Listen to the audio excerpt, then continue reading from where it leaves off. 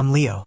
I'm 32 years old, and at my own housewarming party, my older sister tried to steal my house right in front of my family and friends. Before I tell you about the moment that silence fell over the room and everything changed, let me know where you're watching from in the comments below. It's always incredible to see how far a story can travel. The air in our newly restored dining room was thick with the scent of roasted rosemary chicken and fresh paint, a combination that to me smelled like victory. Laughter echoed off the high 14T ceilings we'd spent weeks plastering and perfecting. Each swirl in the plaster a testament to our aching backs and shared determination. My wife Clara was glowing, her smile lighting up the room more than the vintage Edison bulbs we'd so carefully chosen for the chandelier. She caught my eye from across the room and raised her glass in a silent toast. We'd done it. Our friends, our neighbors, even my boss, David, were all there. David clapped me on the back, a wide grin on his face. Leo, I knew you were a great designer, but this is a masterpiece. You see potential where others just see work. His words warmed me more than the champagne. For years, I'd worked diligently in the background, and to have my vision, my work acknowledged so publicly felt incredible. Our neighbors, the Millers, an older couple from across the street, brought over a homemade apple pie. We're so thrilled to have some life back in the old Pendleton place, Mrs. Miller said, squeezing my hand. It was more than a party. It was the culmination of a dream we had nurtured in the cramped confines of our tiny apartment for years. It was supposed to be the best night of our lives, the start of a new, peaceful chapter. And then my sister Amelia stood up. She tapped her fork against her crystal glass. A sharp, piercing sound that cut through the happy chatter like a shard of glass. Every head turned towards her. She had that look on her face, the one I'd known my whole life, the one that always preceded a storm. It was the look she got right before a competition, a calculated, predatory gleam in her eyes that meant she wasn't just planning to win. She was planning to annihilate her opponent. She was standing by the grand marble fireplace we had painstakingly restored, positioning herself as if she already owned the place. A queen addressing her court. I'd like to make an announcement, she said, her voice dripping with a false sweetness that made the hairs on my arms stand up.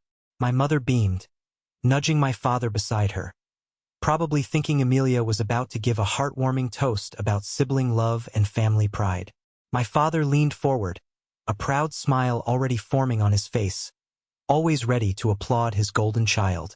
Clara's hand found mine under the table. Her grip was like a vice, her knuckles white. She had seen that look on Amelia's face before, too. She knew, just like I did, that this was no toast. Amelia's eyes scanned the room, deliberately passing over me before coming back to land on my face with a triumphant smirk. I've been doing some digging, she began, her voice gaining a hard, metallic strength. And I've spoken to a lawyer. It seems the sale of this beautiful home wasn't exactly legal. A nervous murmur rippled through our guests. I could feel my heart pounding against my ribs. A steady, heavy drum beat of dread. David's smile vanished, replaced by a look of confusion. So, Amelia declared, her voice ringing with absolute finality. From this moment on, I am the legal representative for the rightful owners. I am the owner of this house. Gasps filled the room. My mother's smile faltered, her face crumpling in confusion. My father looked as if he'd been slapped. Amelia wasn't done. She pointed a perfectly manicured finger directly at me, the diamond on her hand catching the light. And she announced to the stunned crowd, is no longer welcome here. Get out. The world seemed to slow down, the sound muffling as if I were underwater. Every eye was on me. My vision narrowed until all I could see was my sister's hateful, victorious face. Clara's grip on my hand was the only thing keeping me anchored to reality. But I didn't panic. I didn't shout. I had been preparing for a storm. And now it was here. As Amelia stood there, soaking in her moment of perceived triumph, I closed my eyes and began to count in my head. 3. I took a deep, steadying breath, the scent of rosemary and betrayal filling my lungs. 2. I pictured the contents of the heavy leather portfolio sitting in my office, each document a shield. One silence. A heavy, suffocating silence took over the room.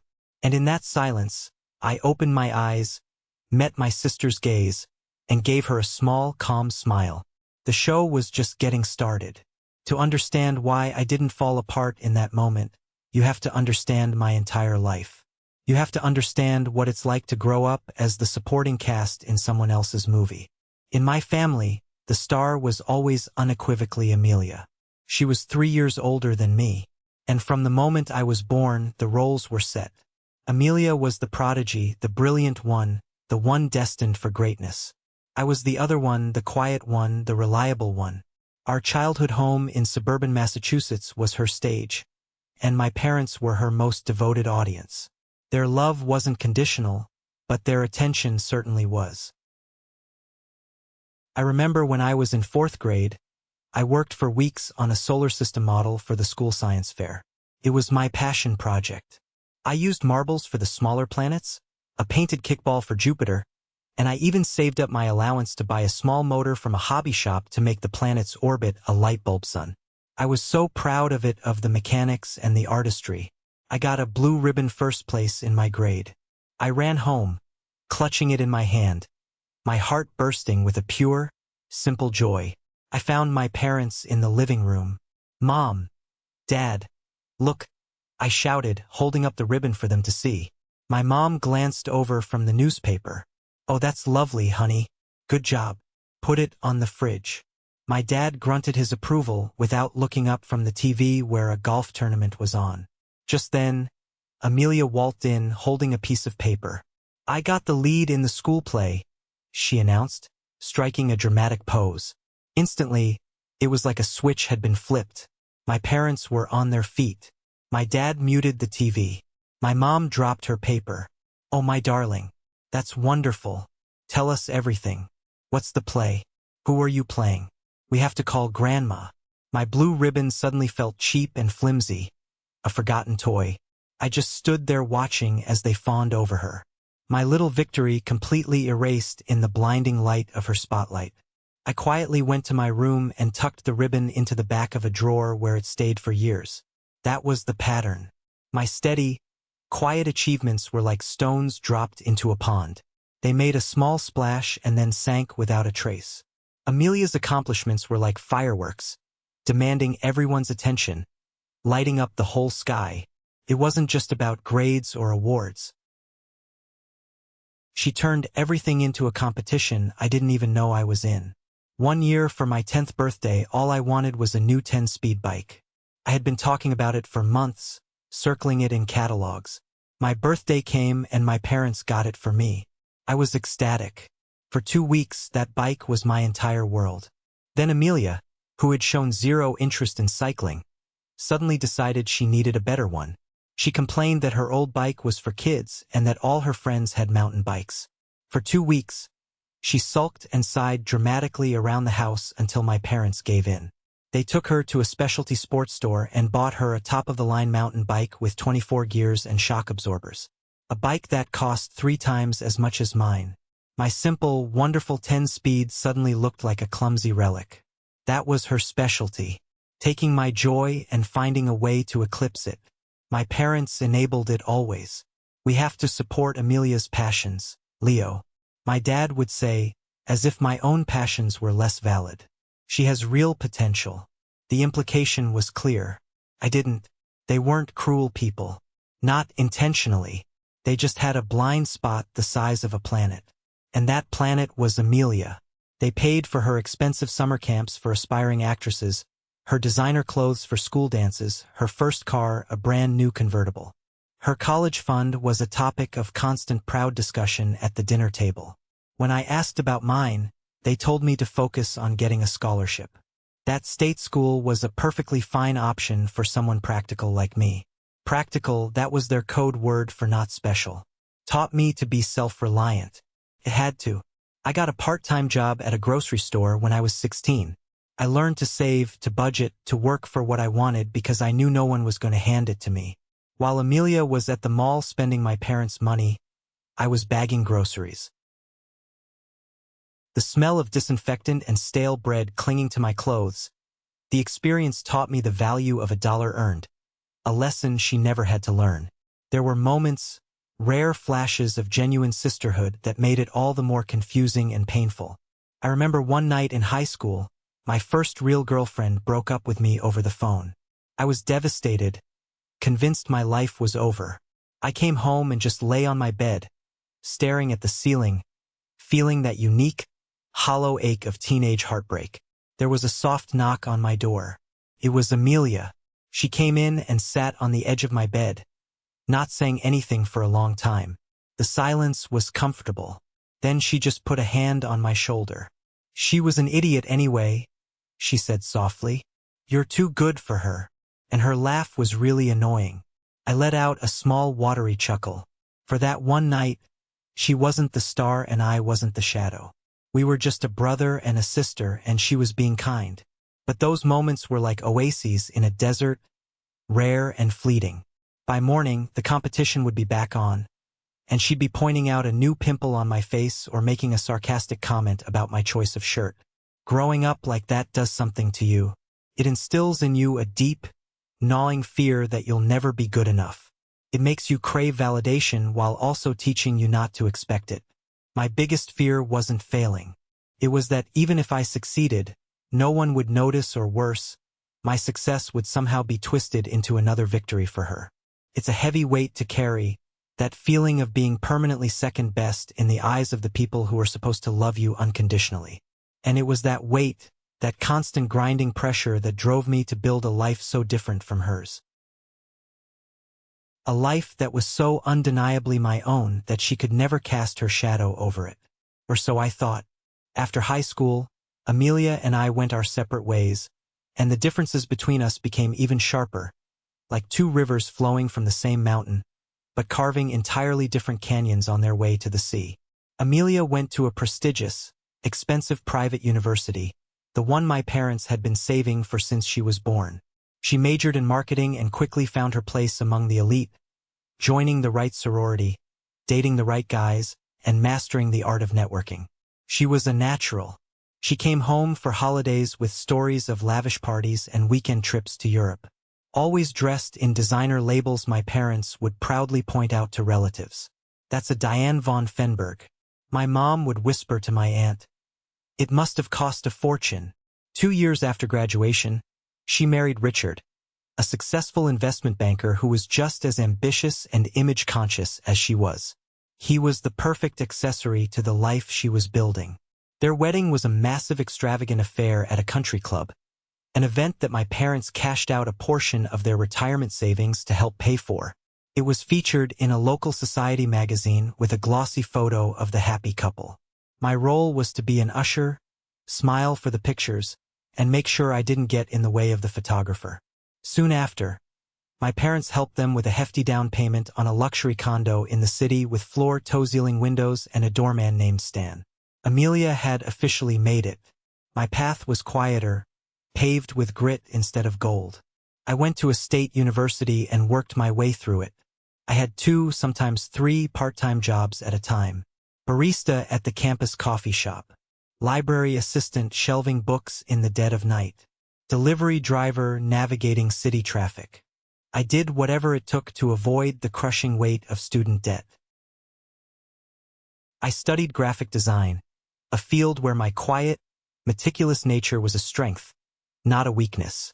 I learned to find satisfaction not in applause, but in the quiet pride of a job well done, of a logo perfectly balanced, of a color palette that sang.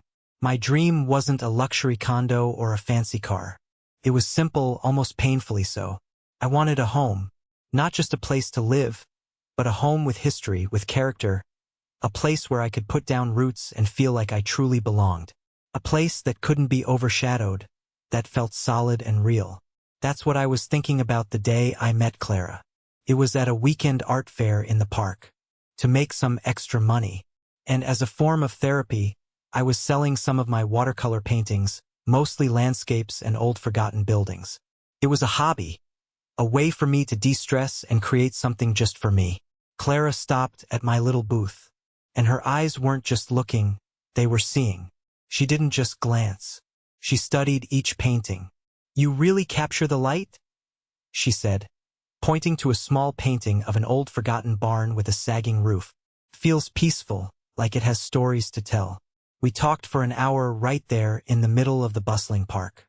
She was a software developer, logical and brilliant, but with an artist's soul. She understood my quiet ambition, my need to build something real and lasting. We fell in love not with a sudden fiery passion, but with the slow, steady warmth of two people recognizing a home in each other. Our wedding was the polar opposite of Amelia's. We got married in a small ceremony at a public garden with only 30 of our closest friends and family. It was perfect.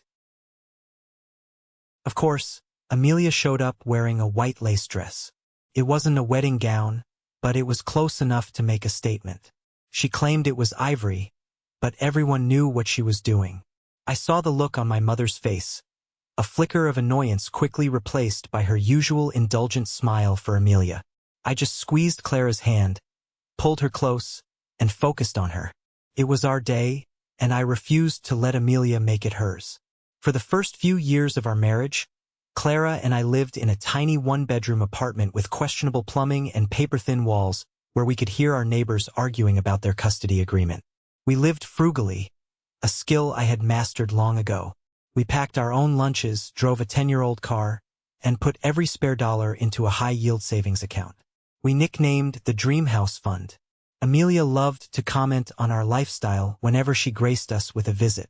She'd walk into our apartment, look around with a pitying expression and say things like, "Oh, this is so quaint.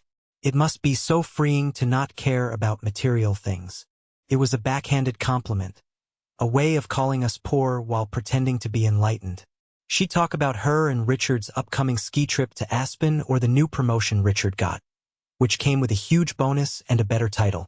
We just smile and nod knowing we were working towards something that meant more to us than a luxury vacation or a fancy title. We were building a future, not just an image. The dream of owning a home became our shared obsession, our North Star. We'd spend weekends driving through old neighborhoods, pointing out Victorian houses and charming craftsman bungalows. We talk about raising a family, about having a garden where Clara could grow tomatoes, about creating a space that was entirely ours. It was this dream that kept us going through the long hours and the tight budgets. It was our quiet rebellion against the world of appearances that Amelia lived in. We didn't need a stage or an audience. We just needed a foundation, and we were building it one brick, one saved dollar at a time. It was a slow, patient process, but we knew deep down that it would be worth it. We were proving mostly to ourselves that a life of substance was worth infinitely more than a life of style. The opportunity, when it finally came, arrived not with a bang, but with a quiet conversation over a cup of tea, came from the most unexpected place. Through my graphic design work, I had a client, a sweet 87-year-old woman named Mrs. Eleanor Pendleton. I was helping her design a small self-published book of her late husband's poetry. We spent hours together in her home, a magnificent, slightly faded Victorian house with a wraparound porch, intricate gingerbread trim, and a beautiful overgrown garden that hinted at decades of love and care. I fell in love with it instantly. It had the kind of character and soul that you just can't find in new construction. Felt alive. One afternoon, as we were finalizing the book cover, Mrs. Pendleton looked at me over the rim of her teacup, her blue eyes still sharp and intelligent. "Leo," she said, her voice a little shaky with age, "I have to sell this house. It's getting to be too much for me to manage alone." My heart sank a little for her. "I'm so sorry to hear that, Mrs. Pendleton. It's such a wonderful home." She waved a dismissive hand, though I saw the sadness in her eyes. "Oh, it's time. My old bones aren't what they used to be. But I can't bear the thought of some developer tearing it down to build one of those modern monstrosities with no charm." She paused, her gaze direct. "You love this house, don't you? I see the way you look at the woodwork, the way you touched the stained glass window by the door last week." I felt my face flush, caught in my admiration. "It's a beautiful home. It's the kind of house I've always dreamed of." A slow, knowing smile spread across her face. "I have no children, dear," she said softly. "And my nephew, Thomas, is a professor settled on the West Coast. He has his own life. I'd rather see my home go to someone who will love it properly than sell it for the highest price to a stranger. She then made an offer that made my jaw drop. An offer that felt like a gift from the universe. She offered to sell us the house in a private sale, well below the market value, with seller financing to help us avoid a massive bank loan we might not have qualified for. It was a lifeline, a miracle we never could have anticipated. There are conditions, she added, her expression serious. I'd want you to sign a preservation covenant, a legal promise that you won't destroy the historical character, and I'd like to have a life interest agreement, allowing me to live in the small garden apartment downstairs for as long as I'm able. I'd pay a small rent, of course. Clara and I didn't even have to think about it. It was perfect. We would have our dream home, and we could also make sure Mrs. Pendleton, a woman we had grown very fond of, was safe and looked after. The entire purchase process was handled by her longtime family lawyer, a kind and thorough man named Marcus Thorne. He drew up all the paperwork, explaining every clause to us with patience, ensuring everything was ironclad and legal. The day we got the keys was one of the happiest of my life. The house was ours. Then came the real work. For the next 6 months, Clara and I poured every ounce of our energy, time, and savings into that house. It wasn't just renovating. We were resurrecting it.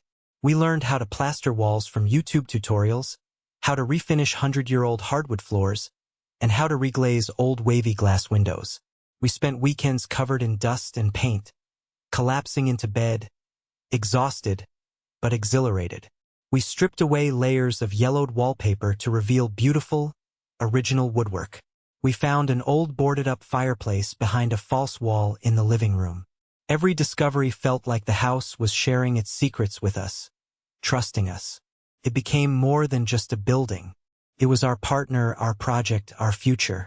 We had a real challenge when a storm revealed a leak in the roof, and we spent a frantic weekend learning how to patch slate tiles, a skill I never thought I'd need. Of course, I had to tell my family. I called my parents first. They were happy for me in their own reserved, cautious way. That's a lot of house, Leo, my dad said, his voice laced with skepticism. Hope you know what you're getting into. Old houses can be a money pit. Then I called Amelia. Her reaction was unsettling. There was a long, cold silence on the other end of the line. A Victorian, she finally said, her voice flat and devoid of any warmth. Where did you get the money for that? I explained the incredibly fortunate situation with Mrs. Pendleton. Instead of being happy for me, she became an interrogator. Her questions were oddly specific and had a sharp legalistic edge that made me deeply uncomfortable. Seller financing? What's the interest rate? Who's her lawyer? What's his name? Did you get an independent appraisal? What's this life interest thing? Does that mean she can live there forever and you can't sell? What about the inheritance rights of her nephew? Is he okay with this? It sounds like you're taking advantage of her. The last accusation stung. Of course, we're not. Amelia. It was her idea. Everything is being handled by her lawyer. You should get your own lawyer, she insisted. This whole thing sounds fishy. I'll ask Richard's firm. They handle estate law. No, I said, cutting her off. That's not necessary. We trust Marcus Thorne. I brushed it off as her typical competitive nature, her inability to see me succeed without suspicion.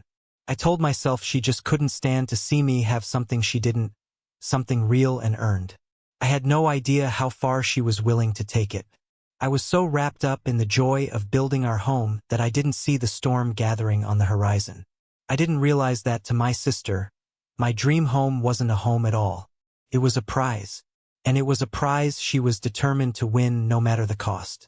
Once the major renovations were complete, when the scent of paint no longer overpowered the smell of fresh brewed coffee in the morning, Clara and I decided to host a housewarming party. We wanted to celebrate, to fill the rooms with life and laughter, and show everyone the fruits of our non-stop 6-month labor of love.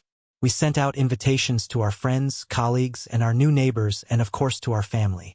Amelia's RSVP came back suspiciously fast via a text message.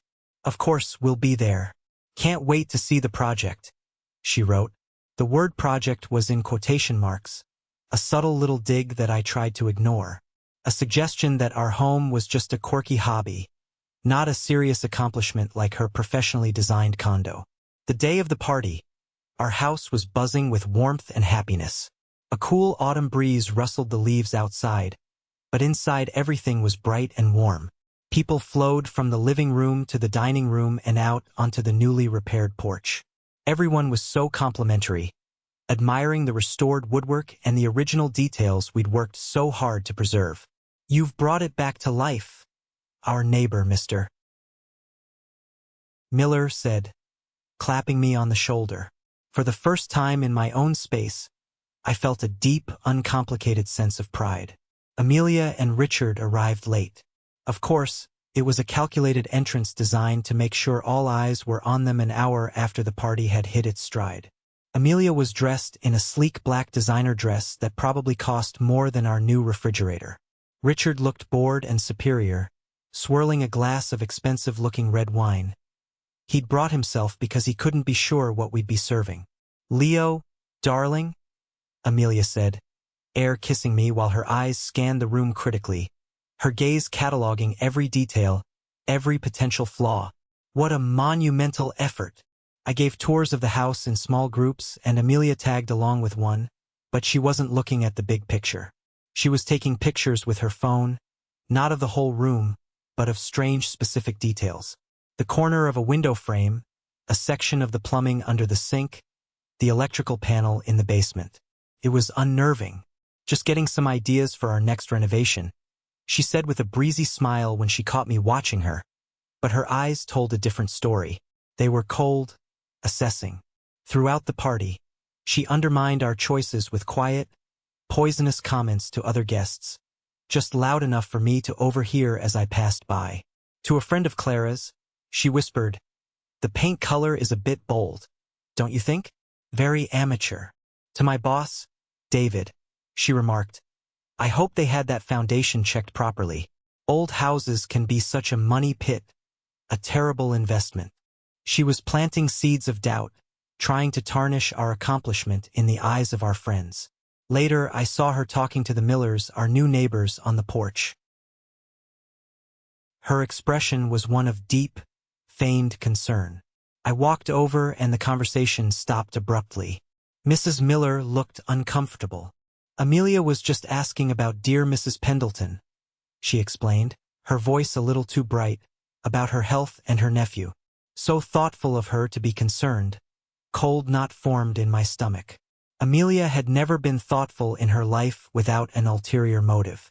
Why was she so interested in Mrs. Pendleton's nephew? The breaking point, the moment my unease curdled into genuine fear, came when I went to my home office to grab my phone charger. The room was at the back of the house, quiet and away from the party. The door was slightly ajar. I pushed it open and saw Amelia standing by my desk. My desk where all our important documents were filed. She had a file open, and as I walked in, she quickly shoved a sheath of papers into her massive expensive purse and slammed the file shut. She was so engrossed she hadn't heard me approach. "Amelia, what are you doing in here?" I demanded, my voice sharper and louder than I intended. She jumped startled, a flicker of pure panic in her eyes before she masked it with indignation. "God, Leo, you scared me. I was just admiring your workspace," she said, her smile not reaching her eyes. "It's so cozy." She brushed past me and out of the room, leaving the scent of her strong, cloying perfume hanging in the air like a guilty confession. My hands were shaking as I walked over to the desk. The file she had been looking at was the one from the house closing. The one containing copies of the deed, the sales agreement, the appraisal, everything. I frantically thumbed through it. What had she taken? The papers seemed to be in order, but were there copies missing? What was she looking for? I went back out to the party, my head spinning. The cheerful noise of the crowd seemed distant and strange. I found Clara and pulled her aside into the kitchen. Amelia was just in my office going through the house papers. I whispered, my voice tight, "I think she stole something." Clara's eyes widened, her hand flying to her mouth. "What? Why would she do that? What could she possibly want?" "I don't know," I said, the cold knot in my stomach tightening into a block of ice. But something is very wrong. This isn't just jealousy anymore. This is something else. We tried to act normal for the rest of the night to keep smiling and chatting with our guests. But the happy atmosphere of the party had vanished for me. It was now a ticking clock. I watched my sister across the room. She was laughing with a group of my friends, looking completely at ease, the perfect party guest. But I could see the tension in her shoulders. The way she kept glancing at her phone. She was waiting for something. She was planning something. And it was going to happen in my house. On my night, the battle lines had been drawn, and I hadn't even known there was a war. The rest of the evening passed in a blur of forced smiles and tense small talk. Dinner was served, and the conversation around the long dining table we built together from reclaimed what felt strained and artificial to me. I was sitting at one end with Clara beside me, her presence a small, warm anchor in my sea of anxiety. Amelia and Richard sat directly opposite, and I could feel my sister's eyes on me throughout the meal. She wasn't eating much, merely pushing her food around the plate with her fork. She was whispering intensely to Richard, who looked increasingly agitated, shaking his head and running a hand through his perfectly styled hair. Every few minutes, her phone would vibrate on the table beside her, and she glanced down at it with a little secret smile that sent a chill down my spine. I knew I couldn't just sit there and wait for the axe to fall. I had to be ready, making an excuse about checking on the dessert. I slipped away from the table. My heart was hammering against my ribs as I walked back to my office. This time, I closed and locked the door behind me. I needed a moment to think, to plan. I opened the filing cabinet, my hands surprisingly steady. I pulled out the original leather portfolio that Marcus Thorne, Mrs. Pendleton's lawyer, had given us upon closing. Contained every single document related to the sale. The original deed with its official stamp, the signed and notarized certificate of capacity for Mrs. Pendleton, the surveyor's report with its detailed maps, and a freshly printed letter of good standing for Marcus Thorne from the State Bar Association that I had requested just last week. On a hunch, I took the portfolio and walked back out, placing it on the small bookshelf in the hallway near the dining room entrance. I partially hid it behind a large potted fern Clara loved. It was close enough to grab in a hurry, but not so obvious that it would draw attention, a weapon in plain sight. Then I made 2 quiet phone calls, using the downstairs powder room for privacy. The first was to Marcus Thorne himself. I had invited him to the party as a guest. A genuine thank you for all his help and guidance. He was an older, distinguished gentleman with a calming presence. And at that moment I needed that calm. He was mingling in the living room discussing politics with a few of my old college friends. I caught his eye and motioned for him to join me in the hall. "Marcus," I said, keeping my voice low so no one could overhear. "I apologize for pulling you away, but I think my sister is going to try something. She's been asking questions, snooping around my office. I think she's going to publicly contest the sale of the house." Tonight, Marcus didn't look surprised. He simply nodded, his expression grim and serious. "I was afraid of this," he said, his voice a low rumble. "Her line of questioning when you were in escrow was unusual, aggressive. Don't you worry, Leo. The paperwork is ironclad. We did everything by the book for this very reason. Just stay calm. Let her say her piece and don't engage until she's finished." His steady demeanor was incredibly reassuring. He wasn't just a lawyer. He was an ally. The second call was harder. I had also invited Mrs. Pendleton's real nephew, Thomas. He was a kind, middle-aged history professor who had flown in from Oregon for a conference at the local university and had agreed to stop by. I had wanted him to see the house his aunt loved in such good hands. I found him admiring an old framed map of the county we'd hung in the hallway. "Thomas," I began, feeling awful for dragging him into my family's toxic drama. "I need to ask you a huge favor, and I'm so sorry to do this. My sister, she might say some things tonight about you, about your aunt. It might get ugly. I need you to just listen. And if I call on you, would you be willing to set the record straight?" Thomas looked at me, his brow furrowed with concern. He adjusted his glasses and studied my face. "My Aunt Eleanor told me you were a good man, Leo. She also told me your sister was a piece of work. He gave me a firm nod. Eleanor trusted you, so I trust you. Whatever you need, I'm here. With my pieces in place, my defenders waiting in the wings, I returned to the dining room. I felt a strange sense of clarity, of focus. The fear was still there, but it was now overlaid with a cold, hard resolve. The main course was being cleared away by the caterers we'd hired. The air was thick with anticipation. It felt like the heavy, oppressive stillness before a thunderstorm. When the sky turns a dark, bruised purple and the air crackles with electricity, everyone could feel it. The laughter had died down to nervous murmurs. Clara looked at me as I sat down, her eyes wide with worry. I gave her a small, reassuring nod and squeezed her hand under the table. "We're ready," I mouthed. Amelia was watching me, a smug, predatory look on her face. She thought I was a cornered animal. She thought I was the same little brother she could push around and steal a birthday bike from. She had no idea that for the past several weeks, ever since her first strange interrogating phone call, I had been preparing for this exact moment. I had hoped I was wrong. I had hoped my sister, despite a lifetime of casual cruelty, wouldn't be this monstrous. But hope wasn't a strategy. I wasn't going to be a victim. Not in my own home. Not anymore. The dessert plates were set down. Amelia pushed hers away, untouched. She stood up, tapped her glass, and the room fell silent. The storm was finally about to break, and I was standing in the eye of it perfectly, terrifyingly calm. As I was saying before, Amelia began, her voice echoing in the dead silent room. There are some serious legal issues with the ownership of this property. She had everyone's complete attention. My parents looked horrified, caught between their two children. My friends looked confused, glancing between me and her. Richard, her husband, looked intensely uncomfortable, staring down at his plate as if it held the secrets to the universe. He knew what was coming and wished he were anywhere else. "I've been in contact with Mrs. Pendleton's nephew," Amelia continued, her voice filled with the syrupy fake sympathy that made my skin crawl. "A man named Gregory Wilson, a lovely man, utterly devastated. He was kept completely in the dark about the sale. He had no idea his dear, sweet, mentally frail aunt was being taken advantage of."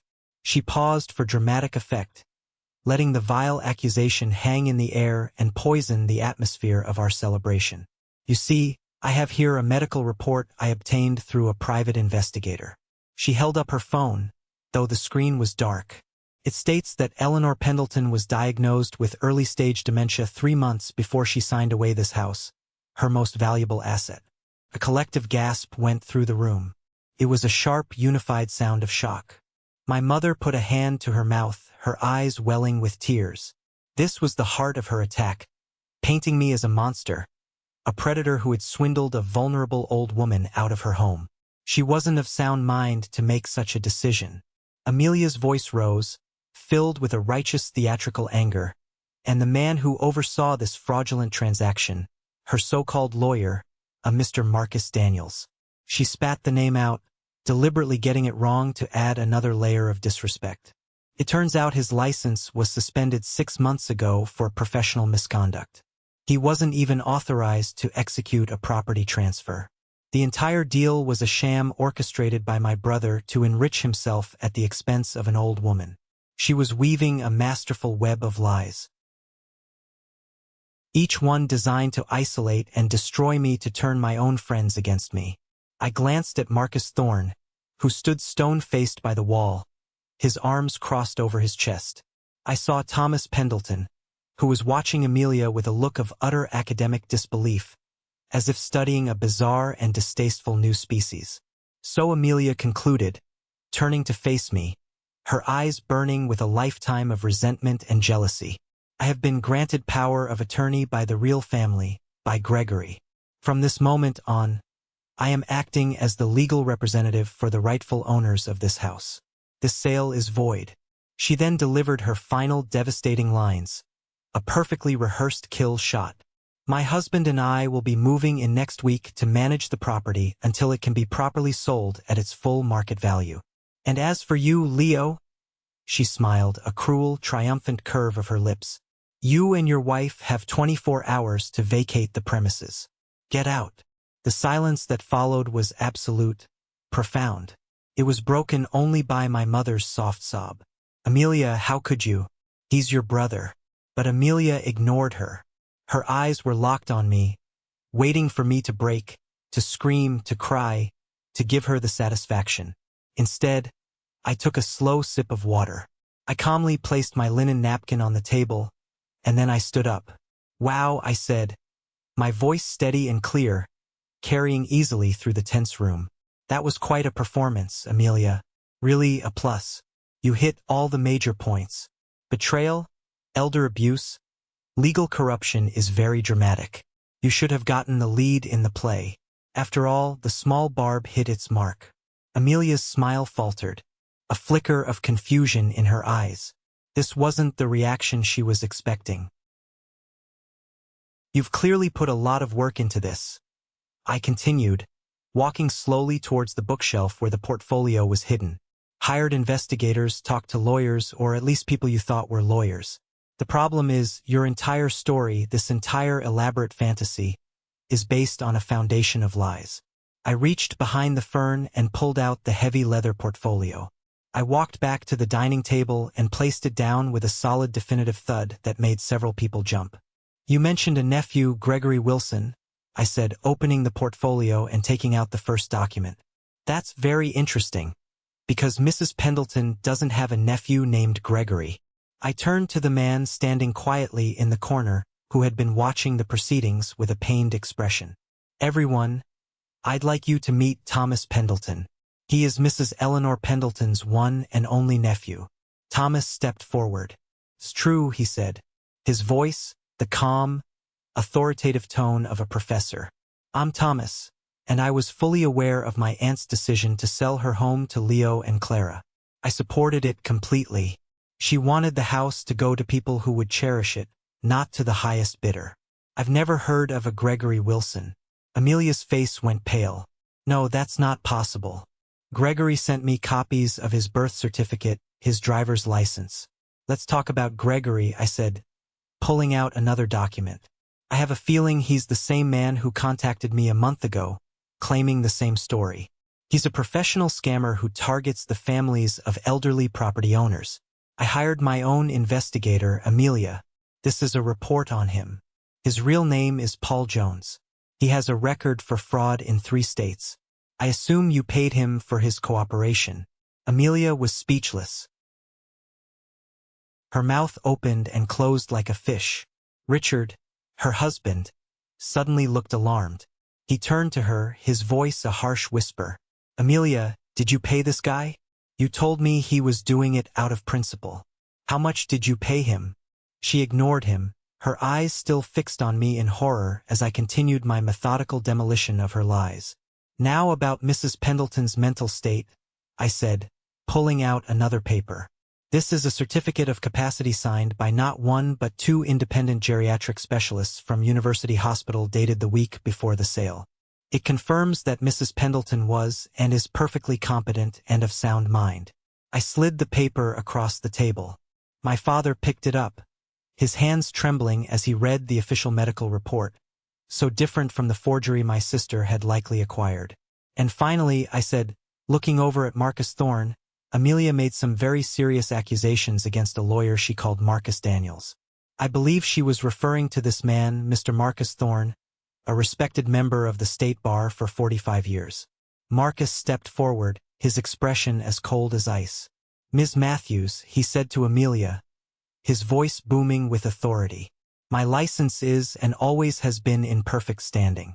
The accusations you just made in front of these witnesses constitute slander. And I assure you, my firm will be in touch, and the documents you claim to have obtained through a private investigator.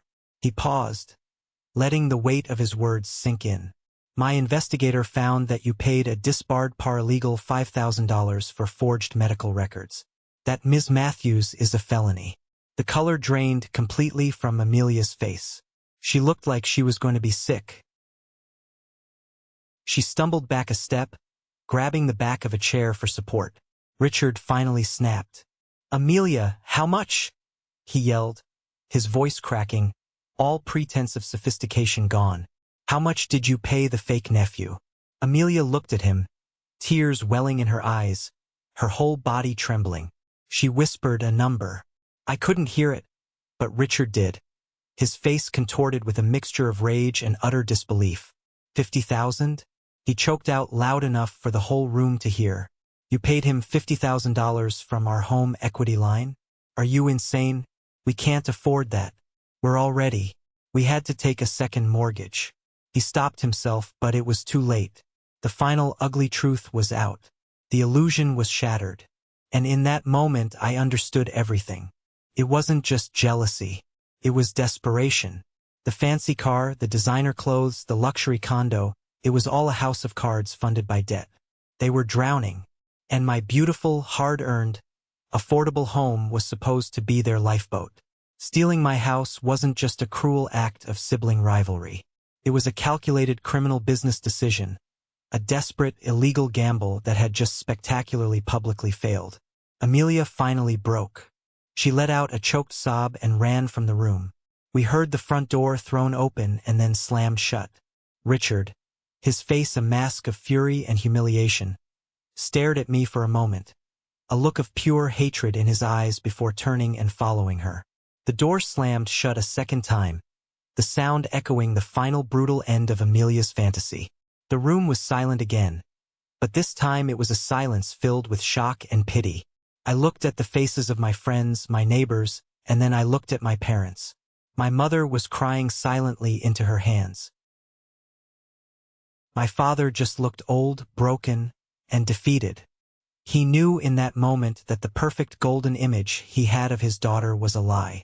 And he knew that he had stood by and let her try to destroy his son. The truth was finally out. It wasn't the triumphant, cheering victory I might have imagined. It was just quiet, sad, and absolute. After Amelia and Richard fled, a strange, awkward pall fell over the party. The celebration was well and truly over. Our guests, not knowing what to say or where to look, began to make their excuses and leave in a quiet procession. They offered hushed words of support, sympathetic looks, and gentle pats on the shoulder. The Millers from next door were the last to go. "We're so sorry you had to go through that, Leo," Mrs. Miller said, patting my arm, her eyes filled with genuine compassion. "But we're very glad you're our neighbors. You're good people." Soon, it was just me, Clara, and my parents left in the grand dining room, surrounded by the remnants of a party that had turned into a public trial. The half-eaten plates of cake, the abandoned glasses of champagne. It all felt like evidence from a crime scene. The silence was deafening, broken only by my mother's ragged breathing. She finally looked up, her face streaked with tears and mascara. "Lo, I had no idea," she stammered, her voice weak. "I never thought she would. That she could be capable of something so hateful." "You didn't?" I asked, and the quiet calm I had maintained all night finally began to crack. A lifetime of suppressed anger, of swallowed injustices started to bubble to the surface. "You didn't know or you didn't want to know. You saw how she's been my entire life. You saw it every single day. She wasn't born this way tonight, Mom. She was built piece by piece every time you looked the other way. Tonight wasn't a surprise. It was just bigger." My father cleared his throat, shifting uncomfortably in his chair. He had that look he always got when things got messy and emotional. A desire to smooth everything over, to restore order, to pretend it wasn't happening. "Now, son, your sister, she's obviously not well. She made a terrible mistake. But she's still your sister. We're still a family. We need to figure out how to help her." "A family?" I let out a harsh, bitter laugh that sounded ugly in the quiet room. "Is that what this is? You want to talk about helping her? Who was going to help me? A family is supposed to protect each other, support each other. Where was my support tonight, Dad? Where was it when she was calling me a criminal, a fraud? In front of all my friends, you just sat there. You sat there in silence. You were ready to believe her, weren't you? For just a second, you thought, Maybe Leo did do something wrong. He couldn't meet my eyes. He stared at the pattern on the tablecloth. That's not fair, Leo. Fair. I shot back, my voice rising, shaking with 30 years of repressed emotion. Don't you dare talk to me about fair. Was it fair when you paid for her entire private college education, for her divorce from her first fiancé, which she caused, but told me to get a loan for state school? Was it fair when you helped her buy a condo, but never offered us a dime? Was it fair when she stole my ideas, my friends, my joy? And you called it sibling rivalry and told me to be the bigger person. I have been the bigger person my entire life, and all it got me was a smaller and smaller space to live in. I was on my feet now, pacing. I never asked for your money. I never asked for anything but to be seen as an equal. Clara and I did this all on our own. This house. I swept my arm around the room we had poured our blood and sweat into. We built this with our own 2 hands, and tonight she tried to take it, and you were both willing to stand by and let her. Clara stood up and put a gentle hand on my back. Leo, she said softly, her voice a calming balm. I took a deep breath, trying to rein in the hurricane inside me. I'm sorry, I said, my voice, but I can't do this anymore. I can't keep pretending that we are a happy, normal family. I need space from both of you and from her. My mother started crying again, this time with deep, wrenching sobs. Don't say that, Leo. Please, we love you. We're so proud of you. I know you do, I said, and it was the saddest truth in the world. But you love the idea of peace more. And for my entire life, peace has meant letting Amelia win. Letting Amelia have her way so she doesn't make a scene. I'm not setting myself on fire to keep you warm anymore. The game is over. They left soon after that. A heavy, unspoken chasm between us. There were no hugs, just a sorrowful look from my mother and a defeated slump in my father's shoulders. As I closed the door behind them, I felt a profound sense of loss, but also a sliver of relief. Clara and I spent the next hour cleaning up in silence, working in tandem, a familiar rhythm as I scraped plates into the trash. I felt a profound sense of exhaustion, bone deep and emotional. We had won. We had protected our home, but it felt like a hollow victory. The damage was done and the wounds were deep, not just with Amelia, but with the very foundation of my family. The next day, the fallout began. My phone was flooded with texts from friends who had been at the party, all offering their support and expressing their shock. News travels fast in a small social circle. We learned through a mutual acquaintance that a for sale sign had gone up in front of Amelia and Richard's condo. Their planned vacation to Europe was abruptly cancelled. The house of cards had well and truly collapsed. I also learned from my best friend Ben that this wasn't a spontaneous act of malice. Amelia had been planning it for months. She had been complaining to mutual friends about the unfairness of my situation, planting seeds of doubt, trying to build a narrative where she was the hero coming to the rescue of a poor dementia-riddled old woman and her rightful heir. She had researched potential vulnerabilities, hired people, and spent money she didn't have, all in a desperate attempt to maintain her facade of success.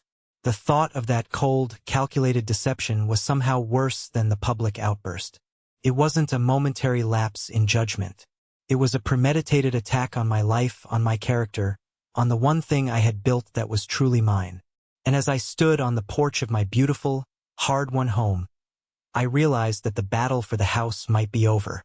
But the war for my own peace of mind was just beginning. 2 weeks after the disastrous party, 2 weeks of stilted, awkward phone calls from my parents and complete silence from my sister, I got a text from a number I didn't recognize. It's Amelia. Can we meet alone? My first instinct was to block the number, to delete the message and pretend it never existed. I didn't want to see her. I didn't want to hear her excuses or her blame-shifting. But Clara, in her infinite wisdom, saw me staring at the phone, my thumb hovering over the delete button. Maybe you should, she said gently, wrapping her arms around me from behind. Not for her, for you. So you can close this chapter and not let it fester. I agreed to meet her at a neutral location, a quiet, anonymous coffee shop in a strip mall halfway between my house and the city. She was already there when I arrived, sitting at a small table in the corner. Looking out the window, I barely recognized her. The usual designer clothes were gone, replaced by a simple, slightly frayed sweater and jeans. Her face was pale without a trace of makeup, and there were dark circles under her eyes. She looked like she hadn't slept in weeks. The confident, arrogant star I had known my whole life had vanished. In her place was a tired, defeated woman who looked her age for the first time. "Thank you for coming," she said, her voice barely a whisper. She didn't look at me. I just nodded, sitting down opposite her. The uncomfortable silence stretched on, filled only by the hiss of the espresso machine. "Richard and I are separating," she said bluntly, still staring out the window. "We're filing for divorce. The condo is being sold to cover the debts. He can't forgive me. Not for the money, but for the humiliation. Image is everything to him, you know?" She let out a dry, humorless laugh. "I guess it was everything to me, too." "I'm sorry to hear that, Amelia," I said, and I was surprised to find that I meant it. There was no joy in her ruin, only a profound sadness. "I'm moving to Chicago," she went on, her voice flat. "I got a job offer there. It's a step down from what I was doing. A much lower salary, but it's a fresh start. A place where nobody knows me, where my name isn't mud."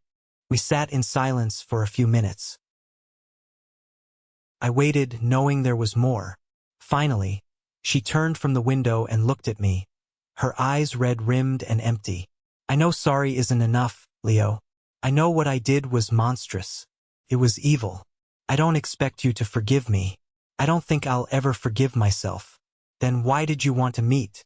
I asked, my voice even. She struggled for words, twisting a paper napkin in her hands until it shredded. I wanted you to know that it wasn't just about the money or the house. Not really." She took a shaky breath. I think I've always been jealous of you." I stared at her, completely baffled. The idea was so alien. Felt like she was speaking another language. "Jealous of me? Amelia? You had everything. You were the one everyone adored. You got the praise, the attention, the new car, the college fund. I got things." She corrected me, her voice raw with an emotion I'd never heard from her before. "Vulnerability. I got things. But you have a sense of self. You always knew who you were. You didn't need everyone's approval to feel good about yourself. You just quietly went about your life, building things, creating things, making a real life. I was so busy trying to win. I never stopped to figure out what I was even playing for. My whole life has been one big performance." She looked at me, and for the first time I didn't see a rival. I just saw my sister, lost and broken and terribly, terribly human. "I saw you with that house," she continued, a tear finally escaping and tracing a path down her cheek. "You didn't just buy it. You brought it back to life with your own hands. You and Clara, you were so happy, so complete, and I was drowning. My business was failing. Richard and I were fighting all the time about money.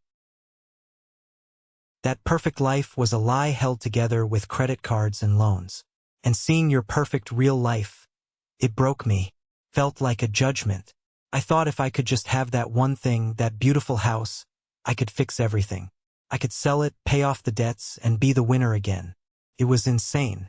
I know that now. It wasn't a full apology. It was a confession, an explanation. It didn't excuse what she did. Not by a long shot. But for the first time, it made a sliver of sense. It wasn't about me.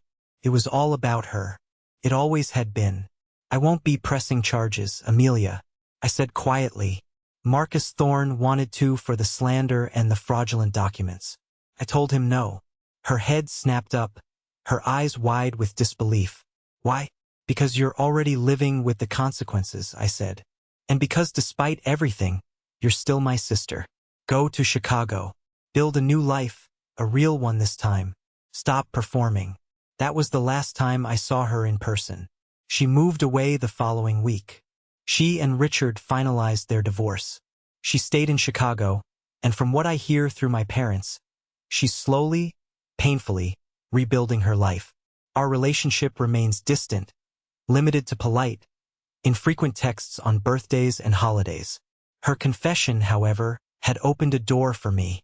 It made me realize that my entire identity had been shaped in opposition to hers. I was the not Amelia, the quiet one because she was loud, the careful one because she was reckless, the artistic one because she was corporate. Her attempt to take my house had forced me to stand up for myself. And in doing so, it had started to unravel who I was without her as my counterpoint. On Clara's suggestion, I started seeing a therapist, Dr. Evans.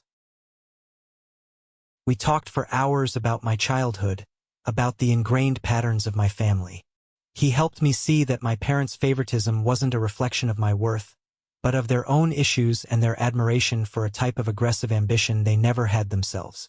He helped me work through the anger and the hurt to mourn the family I wished I had and to start building a new sense of self, one that wasn't defined by anyone else's shadow. The process was slow and painful. It's not easy to rewire a brain that's been running on the same faulty software for 30 years. But with Clara's unwavering support and the quiet, steady comfort of the home we had fought so hard for, I started to heal. I was learning to take up space in the world, not as a reaction to my sister, but simply as myself, Leo, and that was a foundation no one could ever try to steal. A year passed, a year of quiet healing, of rebuilding, of finding a new normal. The house was no longer just a project or a symbol of a battle won. It was simply our home. It was filled with the smell of Clara's baking, the sound of music from my small studio in the attic, the sight of our little garden beginning to flourish, and the warmth of a life being lived authentically. We decided to host another gathering. Not a housewarming party, but what Clara called a house blessing. The guest list was small, intimate, just Ben, my best friend since college, Marcus Thorne and Thomas Pendleton, who had become unlikely but dear friends, the Millers from next door, and a few others who had stood by us without question. My parents weren't there. Our relationship was still strained, a work in progress that required distance and careful, therapist-approved boundaries. They were learning slowly, but we weren't there yet. It was a perfect crisp autumn afternoon. We gathered in the backyard under the shade of a massive old oak tree, whose leaves were turning brilliant shades of orange and red. There were no grand speeches, no drama, no tension. We just shared food from the grill, told stories, and laughed. Real, unburdened laughter. It was simple and it was beautiful. Mrs. Pendleton, looking healthier and happier than ever, sat in a comfortable chair, holding court and telling stories about the house in its heyday. Later that evening, after everyone had gone home, and a peaceful quiet had settled over the house, Clara and I stood on the wraparound porch, looking out at the quiet street. The air was cool, and the lights from our windows cast a warm golden glow onto the lawn. "It's a good life, isn't it?" she said, leaning her head on my shoulder. I wrapped my arm around her, pulling her close and breathing in the scent of her hair. "It's a real life," I said, "and it's our life." I thought about Amelia then, a fleeting, distant thought without the old sting. I hoped she was okay. I hoped she was finding her way, building something real for herself in Chicago. The anger was gone, replaced by a sort of distant, sad acceptance. Our paths had diverged so completely, and maybe that was for the best. Some things I was learning can't be fixed. They can only be survived. I realized that the biggest thing I had gained over the past year wasn't a house. It was freedom. Freedom from the competition. Freedom from the crippling need for my parents' approval. Freedom from the shadow that had followed me my entire life. My sister had tried to take my house, but in doing so, she had inadvertently given me back myself. The house was the catalyst, the crucible that had forced me to confront a lifetime of pain and emerge stronger, more whole on the other side. The future of my relationship with my family was still uncertain. Maybe one day we'd find a new way to be a family. Maybe not. But for the first time in my life, I was okay with that uncertainty. My foundation was no longer built on their approval or on anyone else's terms. It was built here on this porch with my wife beside me in this house that was so much more than wood and nails. It was a testament to patience, to hard work, and to the quiet power of building a life on your own terms. And it was finally completely mine. Thank you for listening to my story. I hope it resonated with you in some way. Have you ever had a moment in your life that changed everything and forced you to stand up for yourself? Share your story in the comments below. And please don't forget to like and subscribe so you don't miss what comes next.